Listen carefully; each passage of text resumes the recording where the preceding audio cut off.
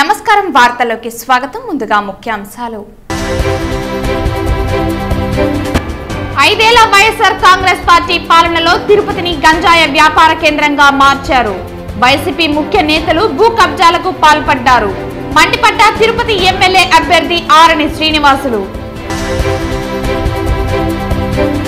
Command control room కు అందిన తాగునీటి సరఫరా స్కీమ్ల మరమ్మత్తు ఫిర్యాదులు 48 గంటల్లో, హ్యాండ్ పంపుల మరమ్మతుల ఫిర్యాదును 24 గంటల్లో పరిష్కరించాలి.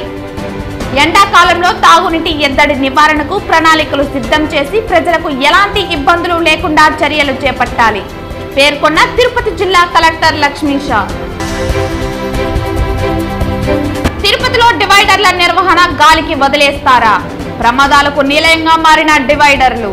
స్మార్ట్ సిటీ పేరు గొప్ప, ఊరు దిబ్బ అన్న చందంగా తయారైంది ఆరోపించిన రాయలసీమ పోరాట సమితి కన్వీనర్ నవీన్ కుమార్ రెడ్డి. న్యాయశాస్త్ర అధ్యయనం సామాజిక బాధ్యత కావాలి. దేశంలో భిన్న భాషలు, భిన్న వస్త్రధారణలు, విభిన్న ఆహారపు అలవాట్లు ఉన్నప్పటికీ అందరిలో భారతీయ మనస్తత్వం ఉండాలి పేర్కొన్న భారత సుప్రీంకోర్టు ప్రధాన న్యాయమూర్తి జస్టిస్ చంద్రచూడ్. వార్తల్లోని వివరాలు. తనపై నమ్మకంతో తిరుపతి ఎమ్మెల్యే అభ్యర్థిగా పవన్ కళ్యాణ్ అవకాశం ఇవ్వటం సంతోషంగా ఉందని తిరుపతి ఎమ్మెల్యే అభ్యర్థి ఆరణి శ్రీనివాసులు పేర్కొన్నారు. భారీ మెజారిటీతో ప్రజలు తనను గెలిపించి పవన్ కళ్యాణ్ కు గిఫ్ట్ ఇవ్వాలని కోరుతున్నామన్నారు. తిరుపతి నగర పవిత్రతను 5 ఏళ్లలో వైసీపీ నేతలు దెబ్బతీశారని విమర్శించారు. వేగంగా అభివృద్ధి చెందుతున్న ప్రాంతాల్లో తిరుపతి ఒకటి. తిరుపతి నగరాన్ని మరింత అభివృద్ధి చేస్తామన్నారు. 5 ఏళ్ల వైఎస్ఆర్ కాంగ్రెస్ పాలనలో తిరుపతిని గంజాయి వ్యాపార కేంద్రంగా మార్చారని మండిపడ్డారు. వైసీపీ ముఖ్య నేతలు భూ కబ్జాలకు పాల్పడ్డారని, నన్ను ఎమ్మెల్యేగా గెలిపిస్తే వైసీపీ నేతలు ఆక్రమించుకున్న భూములను స్వాధీనం చేసి బాధితులకు అందిస్తామని హామీ ఇచ్చారు. వైసీపీ అవినీతి పాలనను అంతం చేసేందుకు యుద్ధం చేయాల్సి వస్తోందని, తిరుపతి ప్రజలు ఒక్కసారి ఆలోచించండి, నన్ను ఎమ్మెల్యేగా గెలిపించండి కోరారు. అన్ని పార్టీలు కలిసి అసమ్మతులు కూడా కలుపుకొని ముందుకెళ్తామనేసి కూడా తెలియజేసుకుంటూ, రేపు 27వ తారీఖు అంటే ఒక మంచి రోజు అనేసి నిర్ణయం తీసుకున్నాం. 27వ తారీఖు ఉదయం 8:30 గంటలకు కపిలేశ్వర స్వామి ఆలయం నుంచి బయలుదేరి అక్కడి నుంచి జీవకోణ గంగమ్మ తల్లి ఆశీర్వాదాలకు పూజలు చేసి, అదేవిధంగా ఈశ్వర స్వామి ఆశీస్సులు తీసుకొని ప్రచార కార్యక్రమాన్ని కూడా మొదలుపెడుతున్నామనేసి కూడా తెలియజేసుకుంటూ, ఎందుకంటే ఇది ఆనవాయితీగా ప్రజారాజ్యం పార్టీలో గౌరవ చిరంజీవి గారు కూడా ఎమ్మెల్యేగా నిలిచినప్పుడు జీవకోన గంగమ్మ ఆశీస్సులు, ఈశ్వర స్వామి ఆశీస్సులు తీసుకొని అక్కడి నుంచే మొదలుపెట్టారు. కాబట్టి ఈ జనసేన పార్టీలో అభ్యర్థిగా కూడా అక్కడి నుంచే ఈ కార్యక్రమం, ప్రచార కార్యక్రమాలు మొదలుపెట్టి తిరుపతి పట్టణంలో శాంతి భద్రతలు నెలకొల్పి ఖచ్చితంగా ప్రజలకు అందుబాటులో ఉంటాయనేసి కూడా తెలియజేస్తున్నాం. ఇప్పుడు ఇది తిరుపతి ఒక నియోజకవర్గంలోనే కాదు, ఇటువంటి సంఘటనలు చాలా నియోజకవర్గాల్లో కూడా ఆశావాహులు ఉన్నారు. వాళ్ళు కూడా కష్టపడి 5 సంవత్సరాలుగా 10 సంవత్సరాలుగా కూడా పనిచేసిన వాళ్ళు ఉన్నారు. నేను లేదనడం లేదు. మీకు అందరికీ కూడా తెలుసు, నేను కూడా జిల్లా అధ్యక్షుడిగా తెలుగుదేశం పార్టీలో 2 సార్లు పనిచేశాను. ఆఖరి నిమిషంలో నాకు కూడా టికెట్ రాలేకుండా పోయింది. నేను కూడా బాధపడడం జరిగింది. అదేవిధంగా వాళ్ళు కూడా బాధపడారు. వాళ్ళని అందరినీ కూడా అధినాయకుల సహాయ సహకారాలతో వాళ్ళకు కూడా తగిన ప్రాధాన్యత కల్పించి, మా వంతు సహాయ సహకారాలు వాళ్ళకు కూడా ఇచ్చి అందించి, వాళ్ళందరినీ కూడా వాళ్ళతో మమేకమై పార్టీ పెద్దల సహకారాలతో ముందుకెళ్తాననేసి కూడా ఈ సందర్భంగా తెలియజేస్తున్నాను. ఎండాకాలంలో తాగునీటి ఎద్దడి నివారణకు ప్రణాళికలు సిద్ధం చేసి ప్రజలకు ఎలాంటి ఇబ్బంది లేకుండా చర్యలు చేపట్టాలని, కమాండ్ కంట్రోల్ రూమ్ కు ఫిర్యాదు అందిన తాగునీటి సరఫరా స్కీమ్ల మరమ్మతు 48 గంటల్లో, హ్యాండ్ పంపుల మరమ్మతు 24 గంటల్లో పరిష్కరించాలని, ప్రతి 15 రోజులకు ఒకసారి తాగునీటిపై సమీక్ష నిర్వహించాలని, ఉపాధి హామీ పథకం పనుల్లో ఎస్సీ ఎస్టీ కుటుంబాల కవరేజీ పెరిగేలా చర్యలు తీసుకోవాలని తిరుపతి జిల్లా కలెక్టర్ లక్ష్మీషా పేర్కొన్నారు. మంగళవారం ఉదయం స్థానిక కలెక్టరేట్ వీడియో కాన్ఫరెన్స్ హాల్ నుండి ఎండాకాలంలో తాగునీటి ఎద్దడి నివారణకు ప్రణాళికలు, ఉపాధి హామీ పథకం కార్యక్రమం ద్వారా కూలీలకు ఉపాధి పని దినాలు కల్పించడం వంటి పలు అంశాలపై కలెక్టర్ సమీక్షించి దిశానిర్దేశం చేశారు. కలెక్టర్ మాట్లాడుతూ జిల్లాలో తాగునీటి ఎద్దడి నివారణ కొరకు కంటిజెంట్ ప్రణాళికలు సిద్ధం చేయాలని, బోర్ల ఫ్లషింగ్, డీపినింగ్ కొరకు 15వ ఆర్థిక సంఘం నిధులు వాడుకోవాలని తెలిపారు. నీటి సరఫరా సమస్యలపై జిల్లా కేంద్రంలో కంట్రోల్ రూమ్ ఏర్పాటు చేయనున్నామని, నీటి సరఫరా స్కీమ్ల మరమ్మతు ఫిర్యాదులు 48 గంటల్లో, హ్యాండ్ పంపుల మరమ్మతుల ఫిర్యాదులు 24 గంటల్లో పరిష్కరించాల్సి ఉంటుందని తెలిపారు. ఎండల తీవ్రత నేపథ్యంలో మున్సిపాలిటీ, మండలాల్లోని పబ్లిక్ ప్లేస్లలో చలివేంద్రాలు ఏర్పాటు చేసి మనుషులకే కాకుండా పశుపక్షాదులకు కూడా నీటిని అందేలా ఏర్పాటు చేయాలని అన్నారు. అలాగే మనం ప్రతి ఒక్కరూ మన ఇంటి బయట ఒక పాత్రలో నీరు పెట్టడం ద్వారా పక్షులు దాహాన్ని తీర్చిన వారు అవుతామని అన్నారు. నీటిని పొదుపు చేయాలనే నినాదంతో ప్రజల్లో అవగాహన కల్పించాలని కోరారు. ప్రతి 15 రోజులకు ఒకసారి మున్సిపాలిటీ, మండలాల్లో తాగునీటి నిర్వహణపై తహసీల్దార్లు, ఎంపీడీఓ, డిఈఏఈ, ఆర్డబ్ల్యూఎస్ కన్వీనర్, ఎలక్ట్రిసిటీ అధికారులు కలిసి సమావేశం నిర్వహించాలని సూచించారు. అలాగే జిల్లా కేంద్రంలో కూడా సమన్వయ సమావేశం నిర్వహణ ఉంటుందని తెలిపారు. ఈ భూమి మీద ప్రతి ప్రాణి చాలా విలువైనదేనని అన్నారు. పట్టణాల్లో సమ్మర్ స్టోరేజ్ ట్యాంకులు పూర్తిగా నింపేలా multi village habitation distribution CPW స్కీమ్ను నింపాలని, అలాగే జూన్ 31 వరకు చేపట్టాల్సిన యాక్షన్ ప్లాన్ సిద్ధం చేయాలని సూచించారు. ఈ సమావేశంలో జిల్లా తాగునీటి సరఫరా అధికారి విజయ్ కుమార్, పథక సంచాలకులు డ్వామా శ్రీనివాసరావు, జిల్లా పంచాయతీరాజ్ ఇంజనీరింగ్ అధికారి శంకర్ నారాయణ తదితరులు పాల్గొన్నారు. న్యాయశాస్త్ర అధ్యయనం ప్రజలకు సేవ చేసేందుకు ఉపయోగించే ఒక మంచి ఔషధం కావాలని, సామాజిక బాధ్యత కావాలని కాబోయే న్యాయవాదులను ఉద్దేశించి భారత సుప్రీంకోర్టు ప్రధాన న్యాయమూర్తి డాక్టర్ జస్టిస్ వై చంద్రచూడ్ అన్నారు.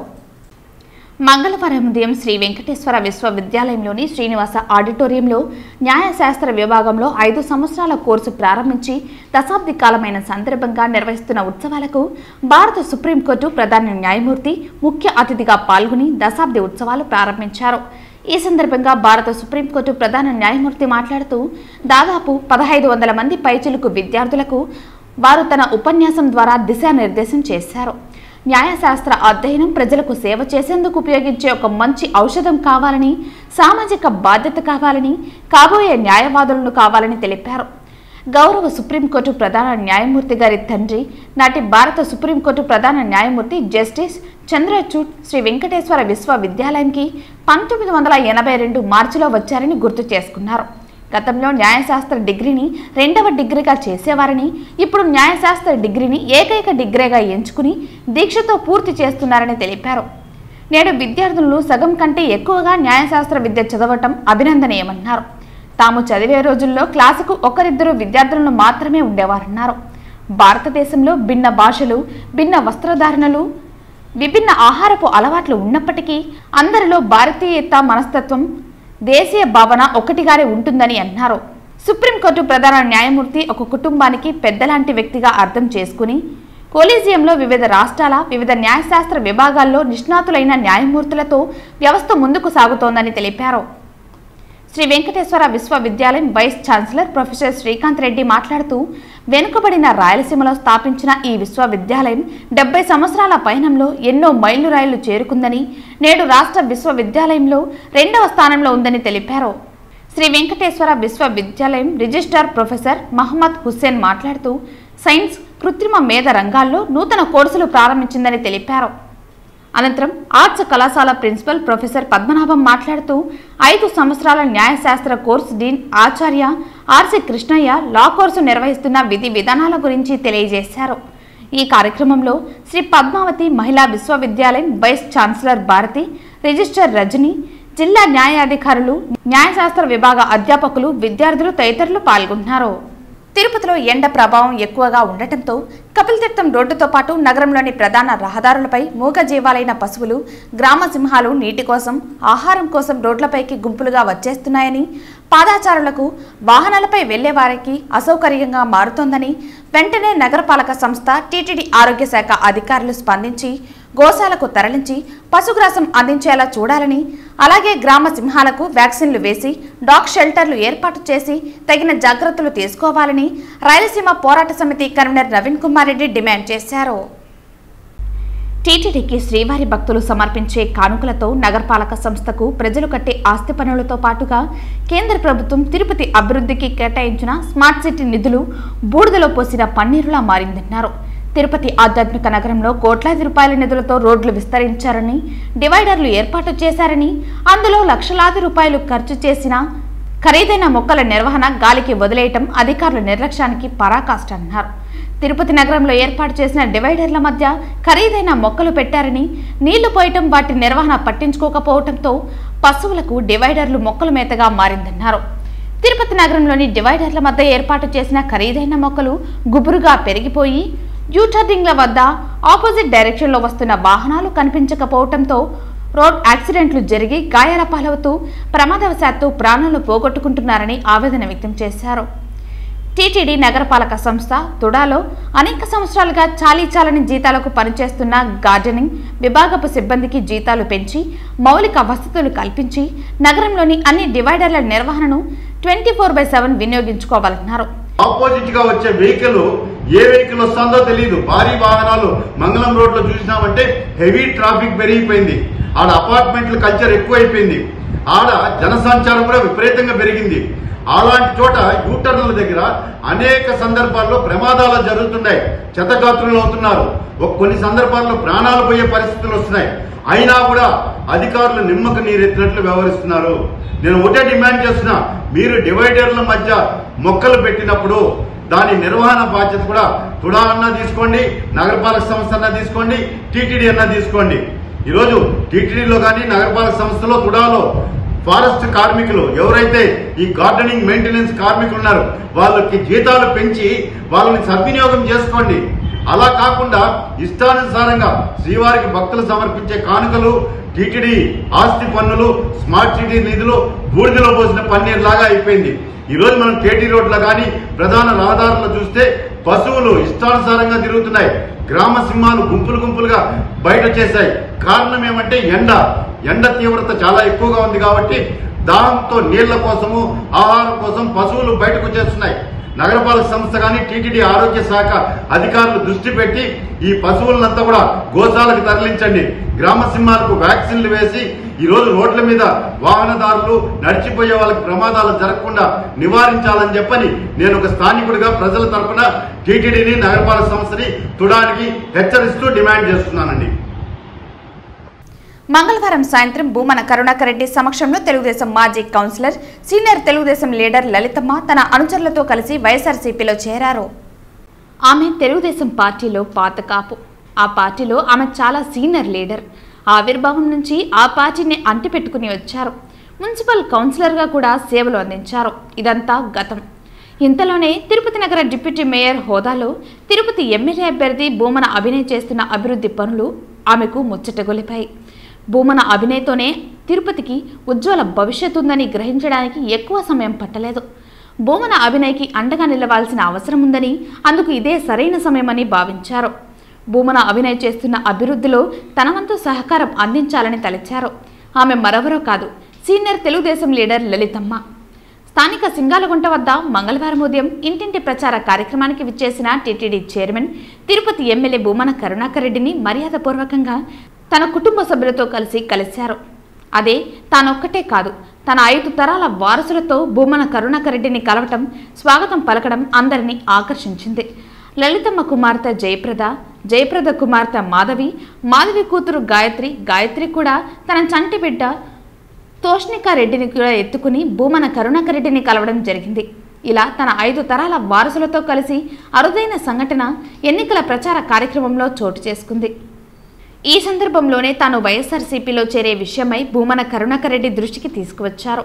తన అనుచరులు లలితమ్మ అభిప్రాయాన్ని సమర్థించడంతో మంగళవారం సాయంత్రం భూమన కరుణాకర్ రెడ్డి సమక్షంలో వైఎస్ఆర్సీపీలో చేరారు. లలితమ్మతో పాటు శకుంతలమ్మ, ఈశ్వరమ్మ, కుమారి, ధనమ్మ తదితరులకు భూమన కరుణాకర్ రెడ్డి పార్టీ కండువా కప్పి పార్టీలోకి ఆహ్వానించారు. జగనన్న అమలు చేస్తున్న సంక్షేమ పథకాలు, భూమన అభినయ్ చేస్తున్న అభివృద్ధి పనుల పట్ల ఆకర్షితులై వైఎస్ఆర్సీపీలో చేరినట్లు లలితమ్మ మీడియా ప్రతినిధులకు తెలిపారు. కపిలేశ్వర స్వామి ఆశీస్సులతో రేపు ఉదయం 9 గంటలకు ఎన్నికల ప్రచారాన్ని ప్రారంభిస్తామని జనసేన, టీడీపీ, బీజేపీ ఉమ్మడి తిరుపతి ఎమ్మెల్యే అభ్యర్థి ఆరణి శ్రీనివాసులు పేర్కొన్నారు. తిరుపతి జనసేన పార్టీ ఆఫీసులో ఆ పార్టీ నేతలతో మీడియా సమావేశం నిర్వహించారు. తిరుపతి నియోజకవర్గానికి ఎమ్మెల్యే అభ్యర్థిగా గౌరవ పవన్ కళ్యాణ్ గారు తిరుపతి నియోజకవర్గానికి నియమించడం జరిగింది. అందులో భాగంగా రేపటి నుంచి కపిలేశ్వర స్వామి దగ్గర నుంచి 8 గంటలకు బయలుదేరి అక్కడి నుంచి లీలామహల్ సర్కిల్ మీదుగా జీవకోనకు వెళ్ళి అక్కడ జీవలింగేశ్వర స్వామి ఆశీస్సులు తీసుకొని గంగమ్మ తల్లి ఆశీస్సులు తీసుకొని జీవకోన, సత్యనారాయణపురం, రాజీవ్ గాంధీ 3 డివిజన్లలో కూడా రేపు ఉదయం 9 నుంచి 12 వరకు, మళ్ళా 4 నుంచి 8 వరకు కూడా 3 డివిజన్లు ఇంటింటికి జనసేన కార్యకర్తలతో, జనసేన నాయకులతో, అదేవిధంగా కూటమిలో భాగస్వాములైన తెలుగుదేశం పార్టీ, బీజేపీ పార్టీ అందరినీ కూడా కలుపుకొని రేపు ప్రచార కార్యక్రమాన్ని కూడా మొదలు పెట్టాలని మంచి రోజని సూచించడం జరిగింది. దానికోసం ఈరోజు జన సైనికుల్ని, జనసేనను ఒక ఉజ్వలంగా ఒక ప్రచారాన్ని ఎలా చేయాలి, జన సైనికులు అంటే పవన్ కళ్యాణ్, ఒక్కొక్కరు ఒక్కొక్క పవన్ కళ్యాణ్ లాగా రేపు ప్రారంభించే ప్రచార కార్యక్రమాన్ని భుజస్కంధాలపైన జనసేన నాయకులు, పెద్దలు అందరూ కూడా ముఖ్యంగా బాధ్యత తీసుకోవాలని, వారితో పాటు తెలుగుదేశం, బీజేపీ కూడా తీసుకోవాలని వాళ్ళందరి మద్దతు కూడా తీసుకున్నాం. ఖచ్చితంగా అఖండ మెజార్టీతో గెలిపించుకొని పవన్ కళ్యాణ్ గారికి మేము గిఫ్ట్గా ఇస్తామని చెప్పి కూడా మీ అందరి సమక్షంలో మేము తెలియజేస్తున్నాం. అదేవిధంగా తిరుపతి ప్రజలు కూడా ఈ అధికార పార్టీ నాయకుల్ని చూసి విసిగిపోయి ఉన్నారు. మంచి వ్యక్తి వస్తే తిరుపతి బాగుపడుతుంది, మన పుణ్యక్షేత్రం బాగుంటుందని చెప్పి ప్రతి ఒక్కరు కూడా ఆలోచించారు. వాళ్ళ ఆలోచనకి తగినట్టుగానే ఈరోజు ఉమ్మడి అభ్యర్థిగా మన శ్రీనివాసరావు రావడం కూడా మనకు చాలా గర్వంగా ఉంది. ఖచ్చితంగా 2024లో తిరుపతిలో జనసేన జెండా ఎగరేస్తామని చెప్పి కూడా ధీమాగా చెప్తున్నాం. మేము ఉమ్మడిలో ఉన్నప్పుడు, ఉమ్మడి అభ్యర్థిత్వంలో పోయినప్పుడు చంద్రబాబు నాయుడు గారే సాక్షాత్తు చెప్పారు, 31 నియోజకవర్గాల్లో మేము అభ్యర్థులను తెలుగుదేశం వాళ్ళని ఇవ్వలేకపోయామని. మేము కూడా తెలుగుదేశం అయితే ఎవరైతే నిన్న అందరూ కూర్చున్నారో వాళ్ళు కూడా విన్నవిస్తున్నాం. గ్రేటర్ రాయలసీమలో పవన్ కళ్యాణ్ గారు మీకు 73 స్థానాల్లో అవకాశం ఇచ్చి ఒకే ఒక స్థానాన్ని తిరుపతిని తీసుకోవడం జరిగింది. తిరుమల శ్రీవారిని టీడీపీ రాష్ట్ర అధ్యక్షులు అచ్చెన్నాయుడు, తెలంగాణ ఎమ్మెల్యే దానం నాగేందర్ దర్శించుకున్నారు. ఆలయ అధికారులు వీరికి స్వాగతం పలికి దర్శన ఏర్పాట్లు చేశారు. దర్శన అనంతరం రంగనాయకుల మండపంలో వేద పండితులు వేద ఆశీర్వచనం అందించగా టీటీడీ అధికారులు తీర్థప్రసాదాలు అందించారు. తెలంగాణ రాష్ట్రానికి సంబంధించి ప్రజల తీర్పుకు అనుగుణంగా గౌరవనీయులు తెలంగాణ రాష్ట్ర ముఖ్యమంత్రి రేవంత్ రెడ్డి గారి నాయకత్వంలో తెలంగాణ ప్రభుత్వం కొలువుదీరి ఉంది. మా రాష్ట్ర ప్రజలందరూ, అదేవిధంగా తెలుగు ప్రజలందరూ సుభిక్షంగా క్షేమంగా ఉండాలని చెప్పి మీ సాక్షిగా ఏడుకొండల దేవుణ్ణి ప్రార్థిస్తూ ప్రతి ఒక్కరూ సంతోషంగా, ఆరోగ్యంగా ఉండి మన రాష్ట్ర సౌభాగ్యానికి ప్రతి పౌరుడు పాటుపడాలని, అదేవిధంగా ఒక ఉపాధ్యాయ శాసన మండలి సభ్యునిగా తెలంగాణ రాష్ట్రంలో ఉన్నటువంటి ఉపాధ్యాయుల సమస్యలన్నింటినీ గౌరవనీయులు రేవంత్ రెడ్డి గారి నాయకత్వాన సాధించుకుంటామని చెప్పి, అదేవిధంగా భగవంతుడు వారి ఆలోచనలు కలిగించి మంచి ఆశీస్సులు మా ముఖ్యమంత్రి గారికి, మా తెలంగాణ ప్రభుత్వానికి కలిగించాలని చెప్పి వెంకటేశ్వర స్వామిని కోరుకుంటూ మీ అందరికీ శుభాభివందనం. రానున్న పార్లమెంట్ ఎలక్షన్లు ఈ ఆంధ్ర రాష్ట్రాలకు సంబంధించి మే 13వ తేదీన జరగబోతున్నాయి. మా తెలంగాణ రాష్ట్రానికి సంబంధించి అయితే ప్రత్యేకించి ఉన్నటువంటి 17 స్థానాల్లో డబుల్ డిజిట్ దాదాపు 10 స్థానాలకు పైగా కాంగ్రెస్ పార్టీ సాధించబోతుందని చెప్పి ఈ సందర్భంగా తెలియజేస్తున్నాం. కలియుగ దైవం తిరుమల శ్రీవారిని అర్చన సేవలో పలువురు ప్రముఖులు దర్శించుకుని మొక్కులు చెల్లించుకున్నారు. ఈ రోజు వీఐపీ నైవేద్య విరామ దర్శన సమయంలో మాజీ సీజే ఎన్వి రమణ, ఎంపీలు శ్రీకాంత్ షిండే, తేజస్వి సూర్య విడివిడిగా స్వామివారి సేవలో పాల్గొని మొక్కులు చెల్లించుకున్నారు. టీటీడీ ఆలయ అధికారులు వారికి స్వాగతం పలికి దర్శన ఏర్పాట్లు చేశారు. దర్శన అనంతరం రంగనాయకుల మండపంలో వేద పండితులు వేద ఆశీర్వచనం అందించగా ఆలయ అధికారులు స్వామివారి తీర్థ ప్రసాదాలు అందించారు. పుంగనూరులో టీడీపీ ఎమ్మెల్యే అభ్యర్థి చల్లాబాబు ఎన్నికల ప్రచారం చేపట్టి మంత్రి పెద్దిరెడ్డి రామచంద్రారెడ్డిపై విమర్శలు గుప్పించారు. వైసీపీ నాయకులకు ఒక న్యాయం, పేద ప్రజలకు ఒక న్యాయం అంటూ ప్రశ్నించారు. రోడ్డు వైడింగ్లో ఎంపీ రెడ్డప్ప బిల్డింగ్ వద్ద వంకర టింకర వైడింగ్ వేశారని అన్నారు. 30 సంవత్సరాల నుండి రోడ్డుపై జీవనం సాగిస్తున్న పేదల అంగళ్లు జేసీబీతో కూల్చిన ఘనత మంత్రి పెద్దిరెడ్డి రామచంద్రారెడ్డికే దక్కిందన్నారు. పుంగనూరులో ఎక్కడ చూసినా డ్రైనేజ్ నీటి సమస్య ఉందని చల్లాబాబు అన్నారు. ఈ పుంగనూరు పట్టణంలో సుబేదార్ వీధి, చర్చి వీధి, నాగపాలెము ఈ వార్డుల్లో తెలుగుదేశం పార్టీ కార్యకర్తలతోనే మేమందరం కూడా ప్రచారం చేయడం జరిగింది. ఎక్కడ చూసినా ప్రజలు పూర్తిగా నీళ్లు లేక, డ్రైనేజ్ లేక, ఎక్కడ చూసినా ఈ పుంగనూరు పట్టణంలో పూర్తిగా ఈ మంత్రి ఏమి ఒక్క కార్యక్రమం కూడా చేపట్టకుండా ఆయన స్వలాభం కోసము, ఆయన స్వార్థం కోసము పనులు చేసుకున్నాడు. కానీ లోపల పట్టణంలో ఎక్కడ చూసినా డ్రైనేజ్ ప్రాబ్లము, రోడ్ల ప్రాబ్లము, నీళ్ల ప్రాబ్లంతో కొట్టిమిట్టాడుతున్నారు ప్రజలు. ఇవన్నీ కూడా 30 రోజుల్లో పరిష్కారం చేస్తామని చెప్పి రాబోయే తెలుగుదేశం పార్టీ అని చెప్పి అందరికి కూడా వీధి వీధి తిరిగి ఇంటింటికి చెప్పడం జరుగుతుంది. అదేవిధంగా ఎన్నో ఏళ్ల తరబడి ఇక్కడ 30 సంవత్సరాలుగా ఈ నాగపట్నం మునప్ప సర్కిల్లో చాలా పేదవాళ్ళు కూరగాయల అంగళ్ళు, పళ్ళ అంగళ్ళు, దోపిడి పనులు పెట్టుకొని 30 సంవత్సరాలుగా జీవిస్తుంటే వాళ్ళకి ఎలాంటి నోటీస్ ఇవ్వకుండా ఇక్కడ ఉన్న చిన్న చిన్న షాపులు రాత్రికి రాత్రి ధ్వంసం చేసి జేసీబీలు కొట్టి వాళ్ళకి నష్టపరిహారం కూడా ఇవ్వకుండా వాళ్ళు రోడ్లపై వేశారంటే ఇక్కడున్న మున్సిపల్ కమిషనరు రాబోయే కాలంలో ఆయన ఈ నష్టపరిహారం కాదు, ఆయన దీనికి మూల్యం చెల్లించుకోవాల్సి వస్తుందని చెప్పి తెలియజేస్తున్నాం. ఎక్కడ చూసినా ఇప్పుడు చూస్తూ ఉన్నారు, ఇక్కడ డ్రైనేజ్ కడతాన్నారు, రోడ్లు వెడల్పు కడతాన్నారు. నేను ఒక్కటే అడుగుతాను మంత్రిని, నీ ఎంపీ ఇంటికాడ నువ్వు రోడ్డు వెడల్పు చేసినావా? నీ ఎంపీ ఇంటికాడ ఎందుకు రోడ్డు వంకర బంకలు తిప్పుకొని నీ ఎంపీలు, నీ కాంగ్రెస్ నాయకులు ఇంటికాడ మాత్రము డ్రైనేజీ నీ ఇష్టం వచ్చినట్టు వంకర టింకరలు చేసుకున్నారు. కానీ ఇటువంటి బీద వాళ్ళ కాడ మాత్రం వాళ్ళ నోర్లు కొట్టి మీరు వాళ్ళ రోడ్ల పైన వేసినారంటే 30 రోజుల్లో తెలుగుదేశం పార్టీ వస్తుంది. ఇక్కడ పొంగనూరులో తెలుగుదేశం పార్టీ జెండా ఎగరేస్తాం. ఈ రాష్ట్రానికి చంద్రబాబు నాయుడు ముఖ్యమంత్రి అవుతాడు. ఇదే సర్కిల్లో వచ్చి వీళ్ళకి షాపులు కట్టించి తీర్తామని చెప్పి మేమందరం కూడా తెలియజేస్తూ, ఇదే మాదిరిగా ఎక్కడ చూసినా బీద వాళ్ళను నోరు కొడతా ఉన్నారంటే ప్రతి ఒక్కరు కూడా తెలుగుదేశం ఎప్పుడెప్పుడు రావాలా, ఈ దౌర్జన్యం కాదు, ఈ పొంగనూరులో ఎప్పుడెప్పుడు పోవాలని చెప్పి అందరూ కూడా ఎదురు చూస్తారని చెప్పి తెలియజేస్తున్నాం. ఐపీఎల్ క్రికెట్ బెట్టింగ్లకు పాల్పడితే ఉపేక్షించేది లేదని, యువత బెట్టింగ్లకు పాల్పడి జీవితాలు నాశనం చేసుకోవద్దని, బెట్టింగ్లు నిర్వహిస్తున్న వారిపై కఠిన చర్యలు తీసుకుంటామని పుంగనూరు సీఐ రాఘవరెడ్డి హెచ్చరించారు. పుంగనూరు పట్టణ ప్రాంత ప్రజలకు మరియు గ్రామీణ ప్రాంత ప్రజలకు Punganur town inspector B Raghava Reddy గారి యొక్క విజ్ఞప్తి ఏమిటంటే, మనకి ఐపీఎల్ ఇండియన్ ప్రీమియం లీగ్ అనే క్రికెట్ 2020 మ్యాచ్లు జరుగుతున్నాయి. ఇది ఆల్రెడీ 3 రోజుల కిందటే స్టార్ట్ అయింది. దయచేసి ఎవరు కూడా ఈ 2020 క్రికెట్ టీంలో డబ్బులు పెట్టి దాంట్లో డబ్బులు పోగొట్టుకోవడం వల్ల ఆత్మహత్యకు పాల్పడిన సందర్భాలు చాలా ఉన్నాయి. అదేవిధంగా మనము ఎవరు కూడా అనవసరంగా డబ్బులు 5 రూపాయలు 10 రూపాయలు ఇంట్రెస్ట్ పెట్టి కానీ, లేకపోతే బ్యాంకుల్లో బంగారు కుదబెట్టి కానీ, అప్పులు తెచ్చిపెట్టి కానీ, లోన్లు ఆన్లైన్లో పెట్టి లోన్లు తీసుకొని ఈ డబ్బులు విపరీతంగా ఈ క్రికెట్ బెట్టింగ్లో పెట్టడం వల్ల చాలా ప్రమాదాలు జరిగే అవకాశం ఉన్నది. సో అప్పులు ఎక్కువ కావడం వల్ల వాడు తీర్చలేని పరిస్థితుల్లో అట్లా పేరెంట్స్కు చెప్పుకోలేకుండా, ఫ్రెండ్స్కు చెప్పుకోలేకుండా ఆత్మహత్యకు పాల్పడే సందర్భాలు ఉన్నాయి. గతంలో కూడా మనకు పొంగనూరులో ఒక 2 మరణాలు ఈ విధంగా జరిగినాయి.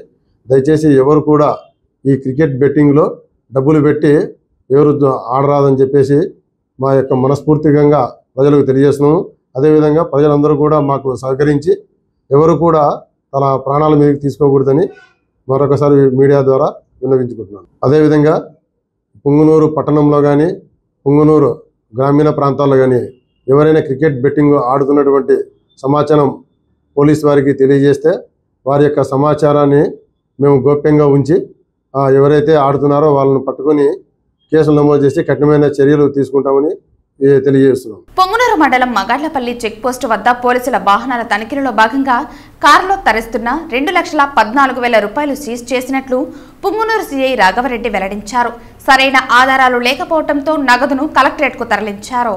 ఈరోజు చిత్తూరు జిల్లా ఎస్పీ గారు మరియు పల్నాడు డిఎస్పీ గారి ఆదేశాల మేరకు పొంగునూరు టౌన్ ఇన్స్పెక్టర్ అయిన నేను మరియు మా సిబ్బంది మాగాన్లపల్లి చెక్పోస్ట్ వద్ద ఉన్న సిబ్బందితో పాటు అదేవిధంగా flying squad jail Varaprasad Punganur team 1 ఆధ్వర్యంలో వాహనాలు తనిఖీ చేస్తూ ఉండగా మధ్యాహ్నం సుమారు 12 గంటల ప్రాంతంలో కర్ణాటక వైపు నుంచి మన పొంగునూరు వైపు వస్తూ ఉన్నది.